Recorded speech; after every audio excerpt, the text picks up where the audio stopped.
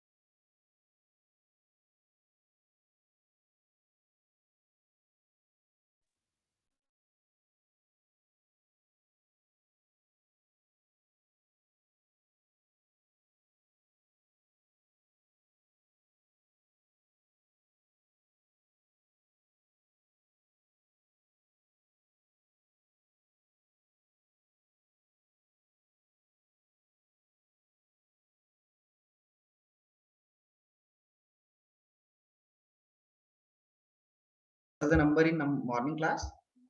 Number of attendees? 31, sir. Only 22.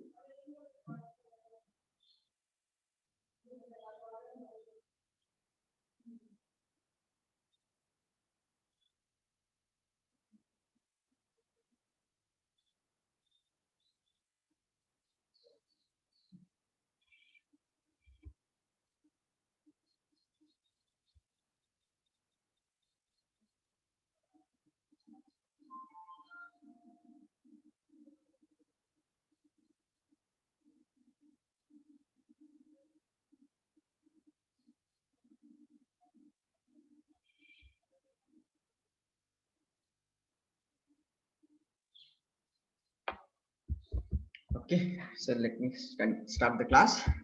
So yesterday, I discussed about the string and basics of strings and some of the methods of the string. Okay, so now, so we'll see more of methods which you can use to work on the strings.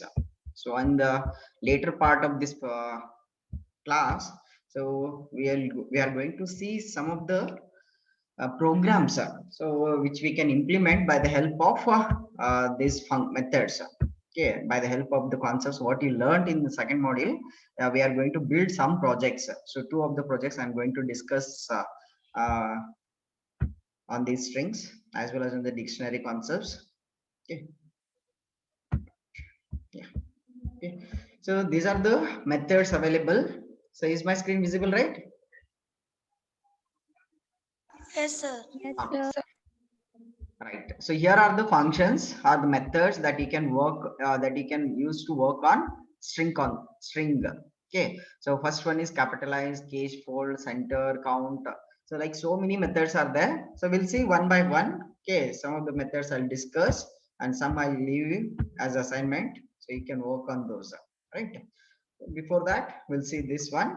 So first one that is capitalize here. So what is capitalize here? So take one simple string. Okay,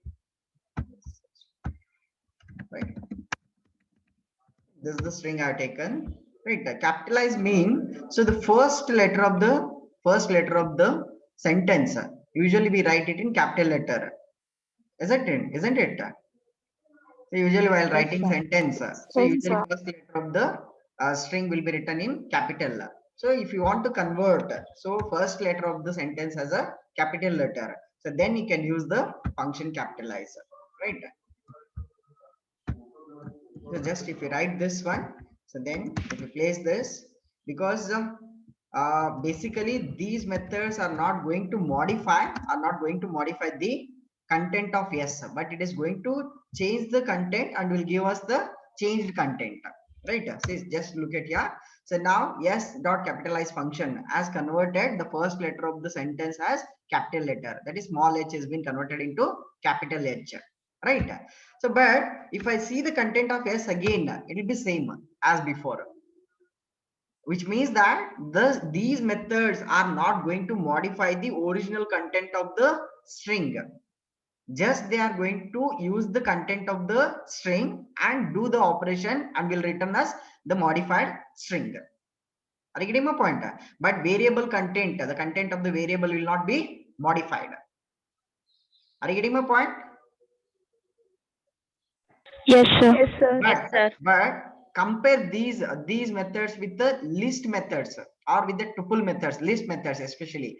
So list methods like append, extend, and so on, we worked on those methods on the list, right? But what those methods were doing on the list, they were actually modifying the contents of the list. They were modifying the elements of the list. But here these methods are not modifying the original string, just they are taking the string as an input and doing some operation on the string and giving us the modified string as a return value, but it is not going to modify the variable itself, right? All the methods will be same. See, for example, now s is having hello world. So if I want a second function now, so this is capitalize is one, which is going to modify the first letter of the sentence as a capital letter, right? Now look into the second method here. For example, str lower, right? Str lower, str upper. Okay, here now since the s is having all lowercase letters, if I want to convert all letters into uppercase, so simple, I can use the method called as s dot upper. So now it is going to modify the string content into capital letter. All the letters of the string will be modified to capital case. Are you getting this one now? Right? So now if again I see the content of s, it will be as usual as before, right? So that's why usually what you are supposed to do is, if you want the modified content in the variable, then you can go like this: s equals to s dot then upper. If I execute this one, now s will be modified, because whatever the modification was done by s dot upper function or s dot upper method, that will be stored back in s only. So the s will be modified to the capital letter hello world, right? Now if I want to convert this to lowercase, so simple, you can use the s equals to s dot lower. So now this method s dot lower is going to convert all uppercase letters into lowercase, right? Then it is going to keep the lowercase value in yes. That's how we can use the yes lower, yes upper, lower function, lower method, upper method on the variable yes, like any string. Not only like this, even you can use like this also. For example, hello is the string, you want to convert this into uppercase, so directly you can write this, right? Now this will be converted to capital case of hello. Did you get this one? Yes, sir. Yes, You're sir. understanding, sir. right? You're understanding, right? These methods, sir. right? Now I will take one more here now. Welcome to string methods. Hi. Welcome to string methods. Right. So now this is the string have, right? Now what I want to do here, I want to search for, right? For example here, right? Here is the function called as find. So with the help of this find function, you can search for a substring in a main string. For example, this yes I'm calling as a one string. Okay, is a main string I'm calling it as, right? So I want to find out a particular string, a particular word is available in the yes or not. Okay, so then what you can do here, you can use the method called as find. Okay, and you can search for the string that you want to find in the main message. Okay, for example, I want to find out the 2, whether it's available in the method in the message or string or not. So now look at here, what it is going to give us. It is going to give us a starting index, from where the string 2 is in the message. So like t is available from this position, that is, so here if you start from 0, 1, 2, 3, 4, 5, 6, 7, 8, 9, 10, 11, then 12. At starting position 12, there is a string called as 2. So that position will be written by the find function, right? Likewise, mean always find function will search for the first occurrence of the string, first occurrence of the substring that you are searching in the main string, right? Say for example, if I search for the string, right, then it is going to give us the starting position of this one, mean the starting index value of this string, right? That is yes. So since t was at 12, so that 13, 14, then 15, at starting position 15, we have a string word in the message. Are you getting this one? Yes, sir. Right. Yes, sir. Now what I'll do, you see here, so just I'm going to do this one, right? Right. Now look at your content of this yes now, right? So just I joined, so 2 times the same string I joined here, right? I concatenate 2 times, so that mean you can find out here like occurrences, different occurrences, because 2 is available here as well as 2 is available here. Are you getting my point? So 2 times there is a word called as 2 in the message. There is 2 times there is a word called as string, right? Then if I execute this time, if I execute, so this method, now what will be the position? What will be the starting position? What it is going to return now?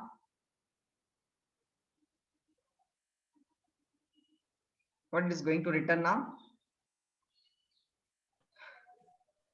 15, sir. First 15. string. 15, sir. I was telling you before also, I told you the find function is going to return us the first occurrence of the string. If it finds the string, if it finds a substring in the main string, then it is going to return the starting position or the starting index value of the first occurrence of the substring. First occurrence of the substring. That is, first occurrence is this one, right? So that's why it is going to give us again 15 only. Then how to get this one then? How to get this one then? If I want the list this last one, last occurrence, I say, so how to get this one? For that, what you can do is you can use the function called as reverse find, r find. Okay, so r find is a short it stands for r stands for your reverse. So mean again what it is going to do now, so it is going to search the given string, mean this one, it is going to search this string from this position, from this right side. Okay, are you getting my point? So this find function is going to search from the starting index value 0. So but r find is going to search the given string from the last position, mean in the reverse order from right to left. Are you getting my point? Right? So now if I execute this one, you see here now it is giving us 44. That means the position of this one now 44, right?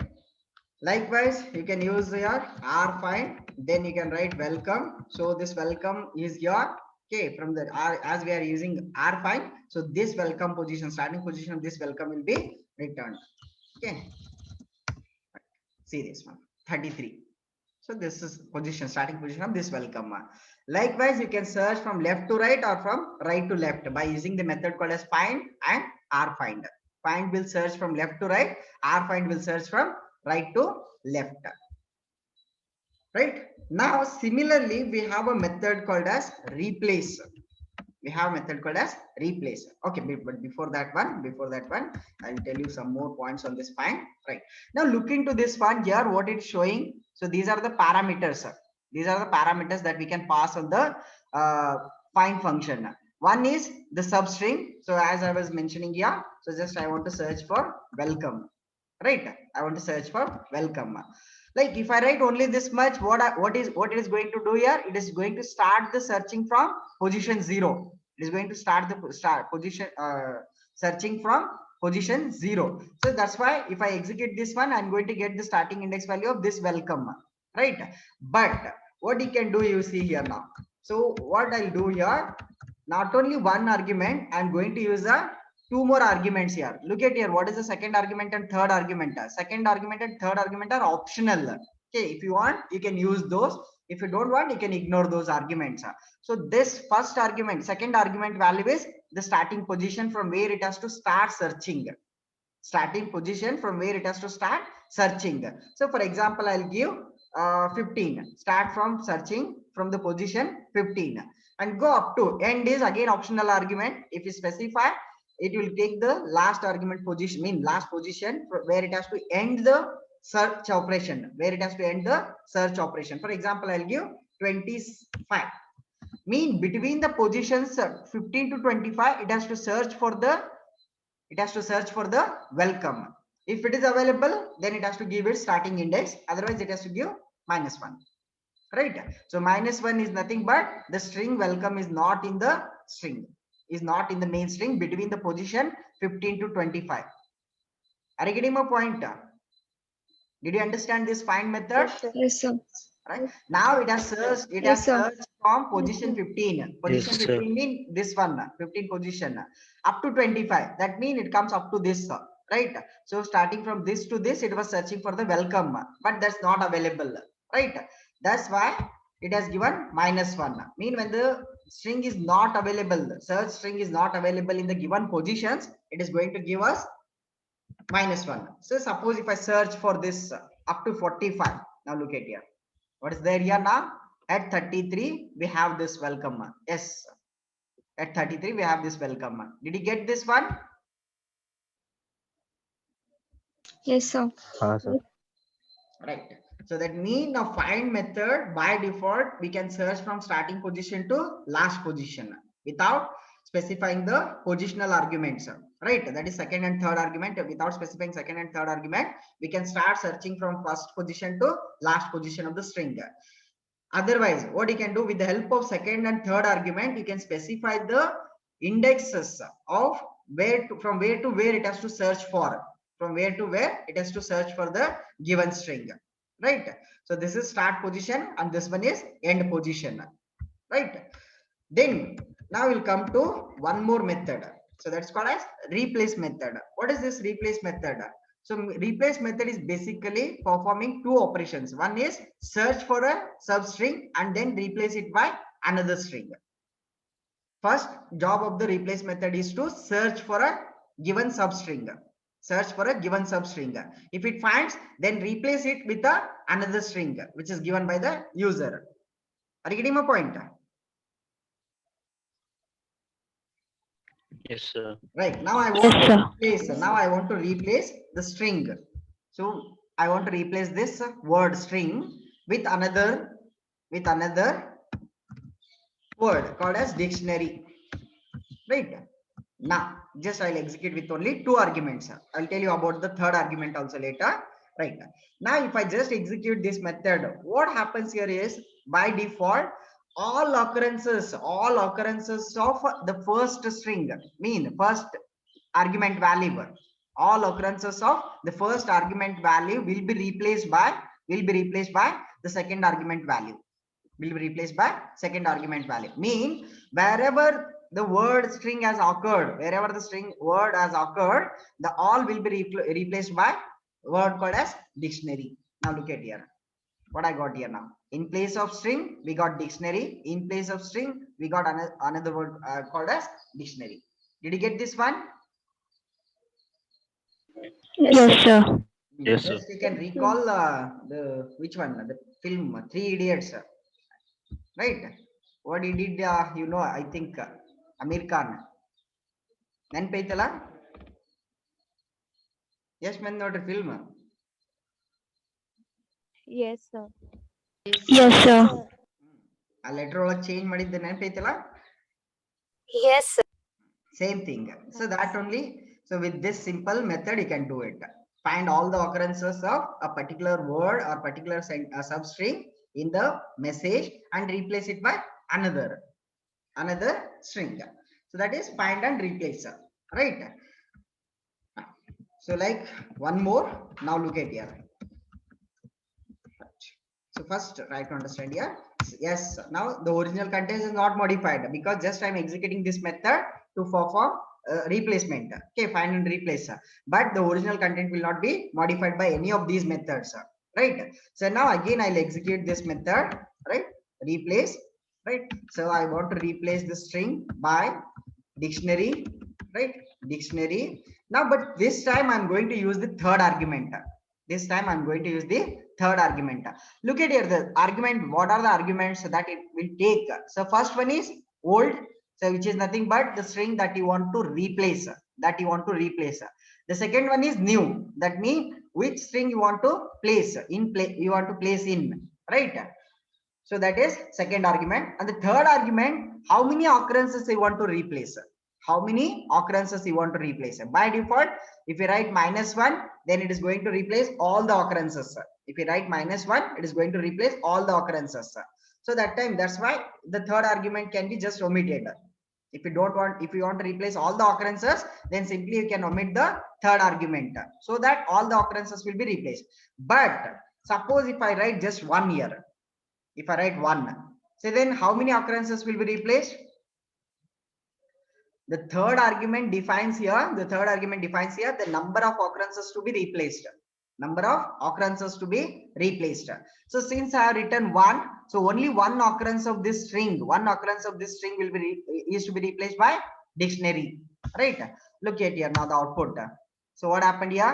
The first occurrence of the string is being replaced by dictionary. But look at the second one here. It is as it is. That has not replaced. Did you get this one? Yes. Yes, sir. Yes, sir. What is the purpose? Yes, sir. Yes, sir. What is the purpose of the third argument in the replace?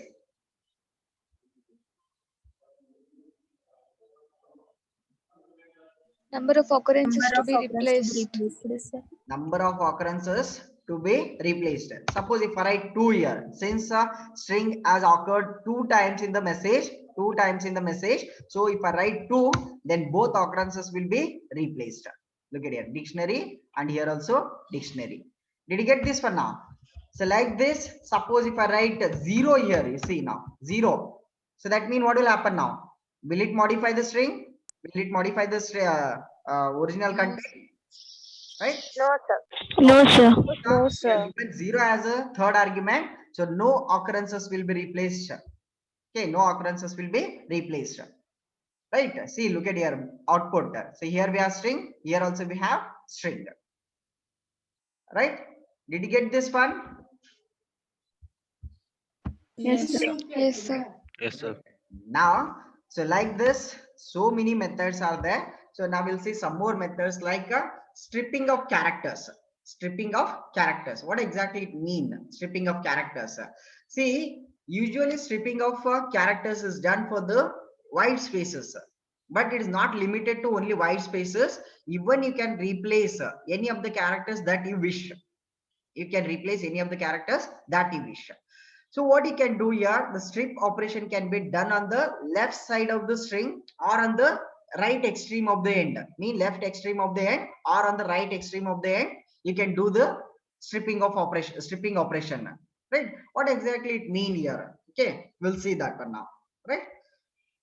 Right. Now I'll take here. Yes. Now look at here. I'm leaving some spaces. Right?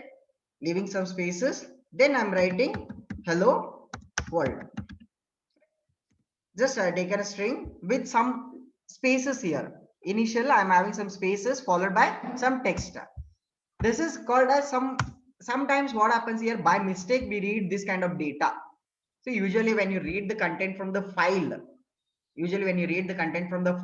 so unknowingly the string that we read or the data that we read from the file usually will be having some redundant spaces. So we'll be having some redundant spaces which are not required for us. So in that case, what you usually do, we remove those spaces. That removing of spaces is called as, or removing of some characters are called as stripping. It's called as stripping operation. So what exactly we do here, you see now. So I'll write here the strip, right? Just I leave one space because I want to remove the spaces. Just you can write s dot strip. Right? Now what it is going to do, you see here. Look at the output here now. What we have here? In the output? Is it showing those spaces which I had given in the input? No, sir. No, sir. So look at here my original string. My original string was having some spaces followed by hello world. But when I executed this strip function, what it is having here? It has removed all the white spaces from this left side, as well as from the right side. But there are no white spaces in the right side. So obviously, what this strip function does is it is going to remove all the spaces, white spaces, because I have given here space as a character to be replaced. So it is going to remove all the white spaces from the left side as well as from the right side, right? And it gives us only the characters. But look at here, there is one white space here. There is one white space in between the hello world. It is not going to replace that one. It is not going to remove that one. It is going to remove the white spaces, or it is not. It is going to remove the characters that you specify from the left extreme end and from the right extreme end. Are you getting my point? Yes, sir. Right. Yes, Now, yes, sir. look into the content of S here. Again, it is as usual. It is not modified. Right. Now I'll show you again here. Yes, I'll concatenate here now. I'll concatenate some more extra spaces. Just I'm typing some extra spaces here. Right. Now look into the content of S now. What is the content of S here now? There are some spaces followed by hello world, and then there are some white spaces after the hello world. Right. Now I want to remove all the white spaces which are occurred or which are there before hello world and after hello world, mean to the left extreme and to the right extreme. So again I can use here the strip function, right? Sorry, just specify the character to be replaced, this character to be removed, and then write. Now look at here. Now these white spaces have been removed, and these white spaces also been removed. Now we got only hello world. Did you get this one? Stripping. Yes, sir. Right. Now Yes, sir. I'll show you more examples, but try to understand here. Now I'm going to use here L strip. L strip. Now what do you mean by this L strip here? L strip. L stands for left here. Yes, what exactly this L strip now? What it is going to do now? Left. Only from the left extreme end, it is going to remove the white spaces. It is going to remove the white spaces. Look at here now. So only from this side, it has removed white spaces. But other side, these white spaces are there as usual in the string. Did you get this one? Yes, sir. Yes, sir. Where exactly you require this one? See, I'll show you simple example here. Like, so for example, I'll ask user to type, right? Enter email ID. Right. I'm going to read data from the user. See what happens here. It's asking here enter email ID followed by there is a cursor here itself. Right. Then what usually we do, or the tendency of user is we leave one space and then we'll start typing. Am I correct? Yes, sir. Yes, sir. One or not? It's our common tendency as a user. It's a common tendency. We left one space here, but it's an input. You know, it's an input. It is one of the characters that is taking into X now. Are you getting my point now? Right. So I'll leave one more space here just to make it user more convenient. I'll leave one more space. So after that, I'll type the data now. After that, I'll type the data. For example, now I'll type mark at recHulkoti.edu.in. Right. Now this is the data I given. Now please see the content of X now. What is the content of X here? Is it only mark at recHulkoti.edu.in? No, sir. No. No, sir. Whatever the spaces I left here, whatever the spaces I inserted here, so those also taken into count here. Are you getting my point here? But is it the Yes, sir. valid data for this X? Is it the valid data for X? No, sir. No, sir. That's why what is the way to get the correct data here? Mean unnecessary typing of spaces, pressing of space bar is to be avoided by the user. So we can't avoid because it's one of the input key from the keyboard. So we leave some spaces in between. Sometimes in between the words we leave space. That's valid data. That's a valid character. But either at the extreme ends, like at the left extreme end or at the right extreme end. If you leave some spaces, then it's not the valid data. So that in those cases, what you need to do is you need to remove those cases, those data. Even though user has typed unknowingly, we have to remove those characters. In that case, you can go for the strip function. So look at it now, how I can do it. So I'll just now go with the x dot strip.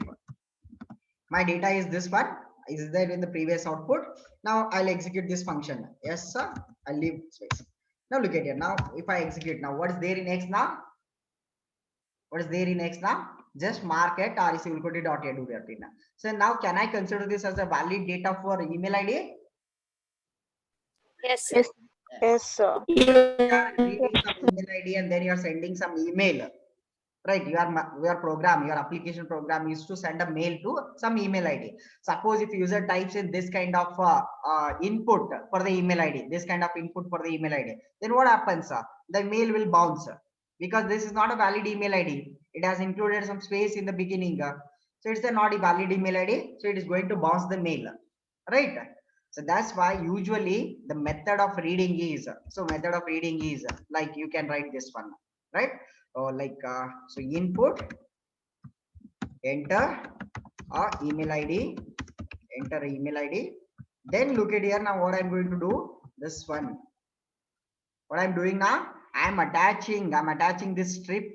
I'm attaching this strip method, right? Because I want to remove white spaces from both the extreme ends, that is left and right extreme end. So now look at here. I'll leave some spaces. Then I'll type market rec will go d dot edu dot in. So okay, I'll just write short, right? Edu dot in. Then again I'll leave some spaces, right? Then I'll enter. But now this time, what will be the content of x? This time, what will be the content of x now? Only email ID, sir. Email ID. Email ID, right? Yeah, correct. Right? Market rec dot edu dot in. Did you get this one? Idea of when to use a strip function? Yes, sir. Right. So Yes, now sir. the content of yes, sir. Right. Now similarly, what you can do is so you can go for s dot r strip. So that is going to remove the spaces from the right extreme end. Right, right extreme end. Look at here now.